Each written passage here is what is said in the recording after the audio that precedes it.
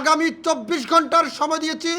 এই 24 ঘন্টার ভিতরে ওনার যে জনতার পার্টি নামে এটি যদি সংশোধন না করে, তাহলে উনি যেই জায়গায় দলের আত্মপ্রকাশ করবেন সেখানে আমাদের জনতার অধিকার পার্টির নেতাকর্মীরা অবস্থান করবে। আপনাদের দলের আত্মপ্রকাশের ঠিক 1 মিনিট আগ মুহূর্ত যদি আপনারা এটি পরিবর্তন না করেন, আমি উকিল নোটিশের মাধ্যমে আপনাদের এই দলের আত্মপ্রকাশ বন্ধ করার যত প্রক্রিয়া আছে সবই আমি করার চেষ্টা করব।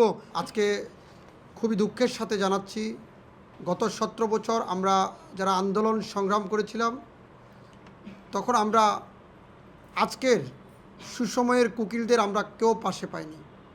আজকে যখন জুলাই আগস্টের গণ অভ্যুত্থানের পর আমরা যখন একটি শান্তি শৃঙ্খলার ভিতরে দেশের বিরাজমান রাজনীতির পরিস্থিতি নিয়ে যখন আমরা উদ্বিগ্ন, তখনই পালিয়ে যাওয়া স্বৈরাচার শেখ হাসিনার কিছু দোসর বা গোষ্ঠী আজকে নতুন রাজনৈতিক দলের নামে একটি হরি খেলায় মেতে উঠেছে। আপনারা দেখেছেন গত কিছুদিন আগে আম জনতা নামে একটি দলের আত্মপ্রকাশ হয়েছে। যে ব্যক্তি বাংলাদেশের রাজনীতির সাথে কখনো তার কোনো সংশ্লিষ্টতা ছিল না, তিনিও একটি রাজনৈতিক দল আত্মপ্রকাশ করেছেন। আরেকটি রাজনৈতিক দলের সময় সামরিকতা বিষয় নিয়ে আমজনতা পার্টি নামে আরেকটি রাজনৈতিক দল আত্মপ্রকাশ করেছে, যদিও এই দলের ব্যাখ্যা আমার কাছে নেই।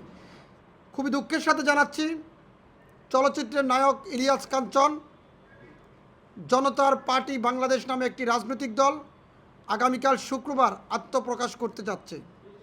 আমি জনাব ইলিয়াস কাঞ্চন এবং আওয়ামী লীগের দোসর সেই শওকত মাহমুদকে আগামী 24 ঘন্টার সময় দিয়েছি।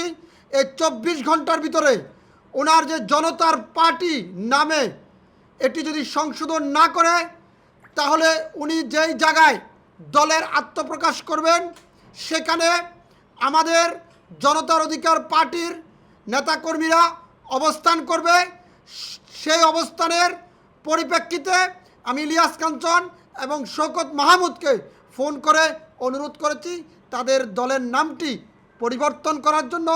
এবং যেহেতু জনতার অধিকার পার্টি নামে একটি রাজনৈতিক দল বাংলাদেশের দীর্ঘদিন আন্দোলন সংগ্রামে ভূমিকা রেখেছে এবং সেই দল জেল জুলুম মামলায় সেই দলের নেতাকর্মীরা দীর্ঘদিন নির্যাতিত নিপীড়িত, আমি জনাব ইলিয়াস কাঞ্চন সাহেব এবং শওকত মাহমুদকে বলবো আত্মপ্রকাশের আগে আপনারা বিষয়টি বিবেচনা করবেন।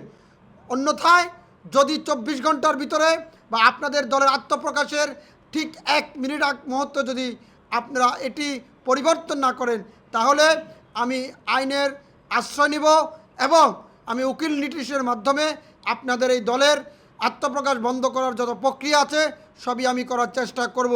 অবশ্য গণমাধ্যম কর্মীরা বিষয়টি হয়তো তাদের সাথে মুখোমুখি হলে আপনারা প্রশ্ন করবেন, তারা কি ব্যাখ্যা দেয় তারা তখনই শুনবে।